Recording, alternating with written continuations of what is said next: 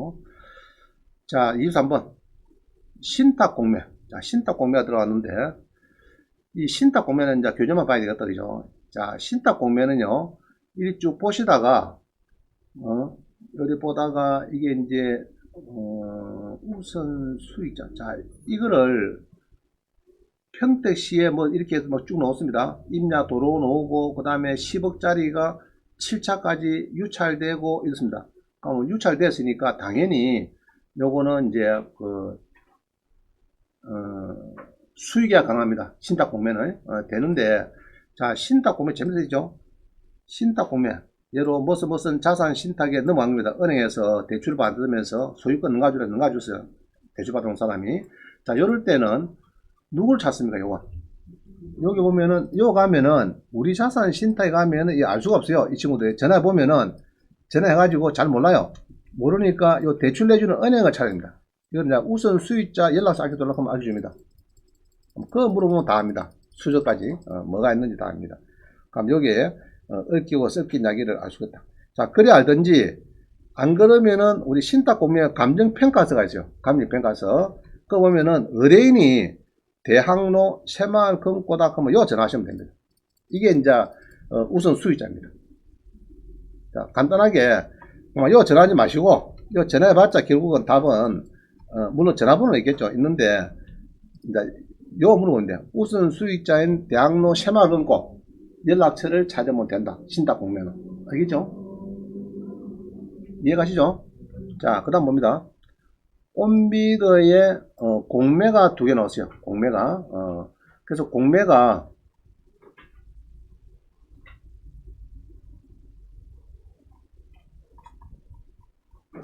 온비드에 공매가 나오는데 이렇게 이제 유찰이 되고 나면은 수의계약이 보통 됩니다. 수의계약이.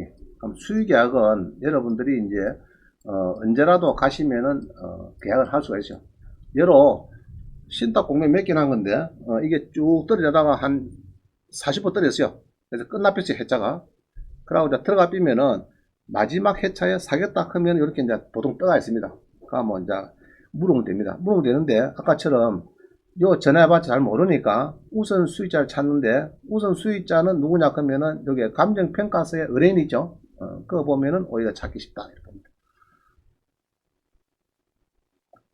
자, 서귀포에 우리 누가 수강생이 돈이 얼마 없대요. 한 2천만 원밖에 없대요. 그래서 요런 거를 사겠다 했는데 너무 늦게 오늘 마감인데 오늘 전화 와가지고 이게 낙찰을 못 받았습니다. 못 받았는데 적당하게 신탁공매 대응하는데 그 당시 이야기 들어보니까 빌라 가보니까 이런 경고문이 있대요. 소유자의 관리비가 체납이 됐는데 6천만 원입니다. 이만 6천만 원. 대문 앞에 딱 붙여놨대요. 그래서 깜짝 놀라고 전화 온 겁니다. 그거 단물이 됩니까? 6천만 원. 그건 아니고 해당 호시 있죠? 그거만 좀 물으면 되겠다. 막 얘기했어요. 자, 25번. 25번은 이제 신탁공매인데 이렇게 이제 꼭 전에 관련되는 것이 움직이는 게 나왔고요. 자, 26번. 홍천군에 이 주택이 나오는데 법인 명의로 매입하려고 한다. 그죠? 주변에 시세도 없고 어쩌면 되느냐. 이런 걸 얘기했어요. 리모델링 비용 한 2억 들었다 이랬는데 결국은 보면은 요번에 1억 4천에서 한 2억에 팔렸습니다. 팔렸는데 자, 그래서 이게 등기부를 보니까 밑에 등기부 오죠. 20번에 제일 밑에 매매 목록 보면 금액이 나오죠. 자, 등기부 여기 이제 최근에 거래된 금액입니다. 2억 4,800. 그러니까 이 떨어진 거 1억 4천은 매매된 4년 5년 전에 매매된 금액보다는 한 1억이 작아졌어요. 자기가 상당히 저가로 보이고 그 다음에 여기에 쭉 이제 매매 자, 파란 거 봅니다. 목록으로 2억 4,800인데 최근에 유찰돼 갖고 1억 4천에 적정하다고 보는데 현재 전세 보증금이 9,400 월세가 110만원 이라면 한산 보증금이 2억 정도 된다. 월세 100을 곱하니까 2억 정도 되면은 시세는 2배인 4억으로 보고요. 그 다음 팔 때 한 80% 정도, 한 3억 2천 정도 판다고 보면 된다. 자, 이렇게 답을 줬어요. 그래서 이제 지금 낙찰이 2억 7백이 됐으니까 물건은 뭐 3억 2천에 팔면 괜찮은 거예요. 이거는 괜찮은 거예요. 자, 그래서 부동산 디스코다. 부동산 디스코를 가시면은, 뒷페이지 봅니다. 디스코에 가서 주소를 넣어보면은, 요렇게 좀 희미한데, 요런 식으로, 여도 나오죠? 2017년 12월 달에 2억 4,808대 나오죠? 김해 물건이. 자, 요런 식으로 막 나옵니다. 이게. 그럼 요거를 참고로 하시면 돼요, 여러분들. 보시고. 그래서 부동산 디스코를 많이 씁니다. 이게. 여러분들이 이제 주로 토지 사고 할 때는, 부동산 디스코 가면은 이런 게 다 나와요. 자기 그 바운다리에 경매 이 주변에 그동안 쭉 팔린 게 지금 요것도 2억 4,800원 넣었죠. 요것도 아까 여기 이겁니다. 이거 요거를 보고 지금 다 기록되어 있는 거예요. 어떻게 전산 연결되는지 모르겠는데 자꾸전 그게 연결되고 있습니다. 그래서 이런 거 참고하시면 되겠고, 자 27번 부산의 대지입니다. 대지 소송을 준비를 하고 있다 뭐 이런 건데, 그래서 땅만 낙찰받는데 위에 이 임차인들이 있으니까 이거 써놨죠. 토지만 낙찰받을 때 매각제는 건물주요 소송할 마음의 준비를 하고 피고의 주민등록까지 파악하면 좋겠다. 그래서 여러분들이 땅을 낙찰받을 때는 항시 이 건물이 있습니다. 건물에 건물주가 누구냐 그거를 소송하려고 하면은 제일 중요한 게 피고의 주민등록번호입니다. 여기 없으면은 소송이 좀 부끄러워요. 쉽지 않습니다. 그래서 피고 주민등록번호도 잘 좀 챙겨보시고 입찰을 해야 되겠다 보여주고요. 자 28번 분할해서 전원주택 부지로 팔 수가 있는가 제주도에 물어봅니다. 그래서 이제 찾아보니까 역사 문화 환경 보존지역 문화재 보호법, 자 이렇게 보통 많이 표기가 됩니다. 표기되는 거는 지금 지도 보면 빠른 거 있죠. 요쪽인데 여기에 이제 우리 경매 물건은 요 앞에 쭉 됩니다. 보니까. 그래서 이제 딱 뭐 붙어 있는 것 같아요. 붙어 있는데, 이런 거는, 자, 여기 있죠. 답변하더죠. 제주도 문화재에 접한 필지로, 요거는 이제 은닉 제한을 받는데, 다행히 도로에 접한 번지 중 절반 정도는 이후이라서 경사지붕 7.5m, 평스라버 5m 이하만 가능하겠고, 나머지는 1구역으로 심의를 거치면 가능해 보이지만 매우 제한적으로 건축하는 것 같아놨고, 건축가 제주시청에 문화재 담당자와 협의를 해봐라. 그래서 보통 이렇게 문화재 뭐 이야기 나오는 것은 진주시청이 어디고 전화해 보면 담당자가 있어요. 문화재 그거 물어보면 다 압니다. 예, 땅을 사는데 이 문화재 보호법에 이렇게 해서 뭐 권리가 있는데 여기에 문제가 없느냐 물어보면 자기들이 다 압니다. 자기들 전산서 조사해 가지고 그거는 건축이 어느 정도 된다 안 된다 이런 건 답을 주고 있어요. 그러면 그 문화재 보호 문화재 담당자하고 일단 오늘 해볼 일입니다. 해볼 일인데, 법은 문화재 보호법에 13조 보면은 이제 아주 뗀뗀하게 하도록 이제 지금 하면 이런 겁니다. 불구사 있는데 앞에다가 건물 짓겠다 그러면 좀 그렇잖아요. 차가 쭉 들어오는데 불구사 앞에 5층짜리 건물이 턱 써가지고 가리비가 이건 안 되거든요. 그래서 뒤에 있다. 불구사가 앞에 있고 산이 조그만 게 있고 뒤에 집을 짓는다. 이런 건 상관없죠. 근데 이제 앞마당에, 옆마당에 짓는다 하는 것은 그 문화재하고 조금 대비가 되면 좀 그렇거든요. 그래서 이제 심의를 받아야 되는, 건축에 짜야 되죠. 근데 보통 보니까 평스라버, 5m, 경사 지붕은 한 7.5m, 이 정도는 되는 걸로 보입니다. 보통. 높은 건 안 되고, 평스라버 한 5m, 그 다음에 지붕, 사각형 지붕, 요거는 한 7.5m, 그 정도 수준에서 건물 짓는 거는 대부분 되는 걸 알고 있습니다. 자, 그래서 이거는 문화재 보호법 조금 더 보시면 되겠고요. 자, 그 다음 봅니다. 그 다음에는 이 농지를 조그마한 거 지분을 사가지고 뭐 농막을 어떻게 막 한다고 막 써놨어요. 써놨는데 너무 내가 이 720만원 물론 낙찰은 대비는데 이거를 사가지고 지분을 사가지고 농막을 짓고 짜고 도야 되는데 내가 그러지 말고 경북 경산에 있는 거 요 사라. 요거는 200평인데 요거 사면 돈 되겠다면 들어갔는데 떨어졌어요. 그래서 자기가 아무리 좋다 해도 옆에 더 좋은 게도 불구하고 괜히 돈도 안 되는 거 막 들어간다고 연구를 한다고 연구를 하고 있어요. 그래서 수강을 좀 많이 하시면은 여러분들이 훨씬 넓고 깊게 막 볼 수가 있습니다. 많이 보입니다. 많이 보여요. 그래서 공부를 많이 하시기 바랍니다. 근데 관리비는 지효가 있을까요? 뭐야? 관리비. 관리비? 그 매년이랑 받아볼까요? 왜 갈리비가 왜 나오지? 갑자기. 아니, 아까 우리가 뭐 상가를 하면 관리비가 뭐 10% 되면 우리가 평가 1년이랑 끝납니다. 갈리비는 3년이 쉬워요. 3년이 쉬운데, 3년 되기 전에 미리 또 판결을 받아 놓으면 그것까지 플러스 해야 된다. 그 이야기를 하고 있습니다. 굉장히 되는 판결문이 있으니까 그건 조심해야 됩니다. 자, 그래서 농막도요, 이제 농막에다가 전입신고하면 되느냐, 자꾸 이런 거 물어봐요. 물어보는데, 실제로는 주거용은 안 됩니다. 농막을. 그래서 이게, 농막에 전입신고 이런 거는 안 된다. 주거로 해서 쓰는 건 안 돼. 잠시 쓰는 거지. 그거를 이용을 실제 가보면 농막이 많이 있거든요. 농막도 지금 신고해야 됩니다. 농막도 신고해야 되고, 면적은 6평이죠. 6평 이내 하도 되어 있고, 신고도 하도 되어 있다. 농막도. 그래서 이제 상세한 거 읽어보세요. 지금 시간 없으니까 보지 못하겠다. 그죠? 농막은요, 농지법 시행규칙 3조에 보면 농막의 범위가 있어요. 농막, 농작업에 직접 필요한 농자재, 기계, 보관 이런 건데, 휴식을 위해서 설치한 시설이고 20제곱미터. 그 6평이죠. 6평이하고 주거 목적이 아닌 경우로 한정한다. 근데 아닌 경우로 한정하는데 여기다 전입신고해서 내가 살면 어떻습니까? 자꾸 물어보는데 모르겠어요. 내가 공부 아니니까. 여러 거 살든지 좋은데 일단은 법에는 주거 목적은 안 된대요. 주거 목적. 그 전입신고해갖고 내가 거기서 숙식을 하고 매일 그냥 묵고 다닌다. 그거는 좀 그래요. 그렇습니다. 자, 30번. 영주에 이렇게 이제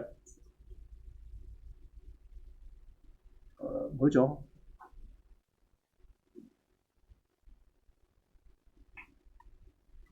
(30번은) 지상권. 자, 이 영주의 땅을 받으면은 여러분 건저당 밑에는 지상권 아무 문제가 없어요. 알겠죠? 은행의 지상권은 대부분 다 99.9% 말소됩니다. 그래서 은행에서 담보 잡을 때 농지 잡고 플러스 지상권 하거든요. 그런 거는 막 문제가 없이 되니까 신경 쓸 필요 없습니다.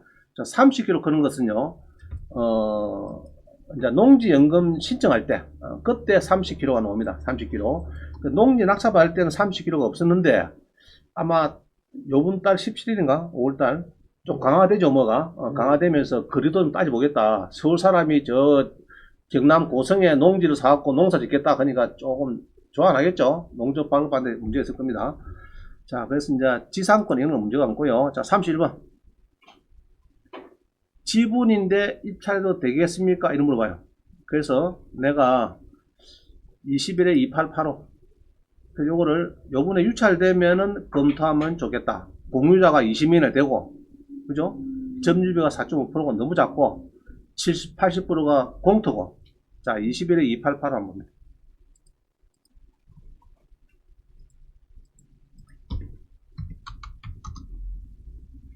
자, 보세요. 이게 좀 유찰됐네. 그죠? 다행히. 자, 이 지분입니다. 그죠? 대지지만은 이게 지분입니다. 지분인데, 사겠다, 이 말이에요. 지난번에 저한테 연락 온 거는 요거 말고, 요때 낙찰을 받겠다, 이 말이에요. 요때, 받겠다. 그래, 부탁 봤어요. 보니까, 지분이다. 그래서 주변을 쭉 이렇게 보니까, 아직, 뭐, 땅은 잘생겼죠? 땅은 잘생겼습니다. 잘생겨가지고 있는데, 전자 지도를 보니까 이게 그래서 요 주변을 보니까 아직까지는 이 상가가 활성 안 됐어요. 안 되고 7, 80% 아직 다 비어 있습니다. 비어 있고 그 다음에 이게 또 토지 주인을 또 보니까 한 두세 명 같으면 또 좋겠는데 쭉 이렇게 보니까 마지막에 주인장이 인이 많죠 지금 한 20명 됩니다. 그 20명이 이렇게 막 샀는데, 그것도 낑기봤자 별로 좋을 것도 안 같고, 자, 이렇습니다. 결론은 이래요. 지분을 살 때는, 지금 요거는 빠져서는데, 얘로 여기 이제 51%다 하면요. 그럼 내가 60% 한다. 이야기거든, 쉽게 말하면. 자, 60% 지분을 사가지고, 여러분이 배 수익을 내려고 하면은 120% 팔릴 거다. 쉽지 않아요. 그럼 지금은 34%인데, 34% 가서 전체를 경매를 하니까 68%에 팔리겠다. 자, 이렇게 확실히 들어가면 돼요. 요번에. 그래야 되지. 내가 60% 받는데 전차니까 60% 팔리다. 그러면 받을 필요 없는 거죠. 자, 지분에 내가 50%인데 전차니까 100% 1차 팔리겠더라. 이런 확신이 딱 써야 들어야 됩니다. 그래. 그 정도 딱 마음 먹고 들어야 되는데 지금은 그래서 아마 그때 안 들어가는 것이 잘 됐습니다. 결론적으로는 유찰됐으니까. 자, 그 다음에 이 요역지 지역권이 있어요. 이 땅을 찾아봤다 보면은 등기부에 보기에는 요역지 지역권 인수해 놨습니다. 요거는 좋은 겁니다. 내가 이 땅을 봤는데 요 밑에 촘촘한 요 땅을 지나가도록 옛날에 소유자가 잘 만들어 놓은 겁니다. 그래서 요역지 지역권 인수는 우리가 인수는 다 싫어요. 싫은데 요역지 지역권 인수해 놓은 것은 반대입니다. 그러면 됩니다. 그러면은 이제 이 땅이 옆에 땅을 이제 도로까지 놓는데 이 중간에 끼인 이 땅들이 이제 토행이 필요하도록 지금 다 서로 주인끼리 옆 땅 주인하고 서로 합의를 반하는 겁니다. 그럼 요거는 인수기 때문에 말소 안 되죠. 말되면 큰일 나죠. 내가 명리대 삐는데. 그래서 요거는 좋은 거다. 낙찰자의 굿이다. 그만 외우세요. 요역지 지역권 인수는 좋은 기다. 그렇게 하면 됩니다. 좋은 기다. 좋은 거다. 좋은 거다. 옆 땅을 지나대를 그걸 딱 지금 표시를 하기 때문에 이건 말씀하면 안 되죠. 명기가 됩니다. 좋은 거다 보면 됩니다. 자, 그 다음에 양도소득세 관련 재산하고 우리가 공매 보다 보면은 양도소득세 대하죠. 그럼 여기에다 떨어졌어요. 근데 이게 자 이런 거죠. 우리가 이제 일반 아파트를 보면은 먼저 샀어요. 먼저 사고 그 다음 아파트를 샀어요. 1년 지나서 사면은 두 개 다 비과세 하고 싶죠. 그러면은 이제 1번 아파트를 이제 우리 비조정 대상 지역은 3년 이내 파면 됩니다. 근데 2년 11개월 25일이라 큰일 났죠. 비과세가 되기 힘들어요. 3년 내물에 3년이기 때문에 안 팔았기 때문에 그럴 때 자산관리공사에 넘가버리면은 비과세를 갈 수가 있습니다. 그래서 팔리면 팔린 대로 오히려 더 높게 팔 수가 있습니다. 그때 쓰는 게 요겁니다. 요거 이해가시죠? 1번 아파트를 3년이 다 돼서 2년 11개월 25일이 돼서 내물에 3년이라 그러면 터놓고시 내가 양도소득세를 한 1억 물어있는데 안 물으려 하면은 아마 며칠 전에 3년 되기 마이너스 한 5일 전에 자산관리공사 좁히면 됩니다.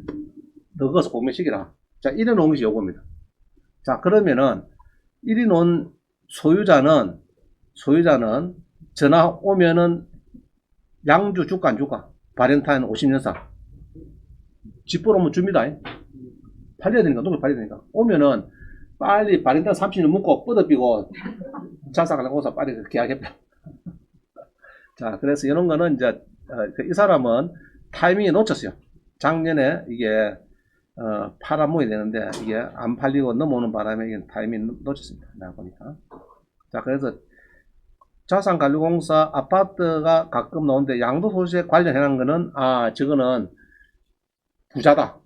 쉽게 말하면 이제 강북에 하나 있는 거 강남에 샀어요. 강북을 빨리 팔아야 되는데 3년 동안에 안 팔고 막 시간이 막 지나가 버렸어요. 지나가고 3년이 마이너스 5일 전에 갖다 맡긴 겁니다. 맡긴 거예요. 이런 거니까 여러분 편안하게 낙찰받으시면 됩니다.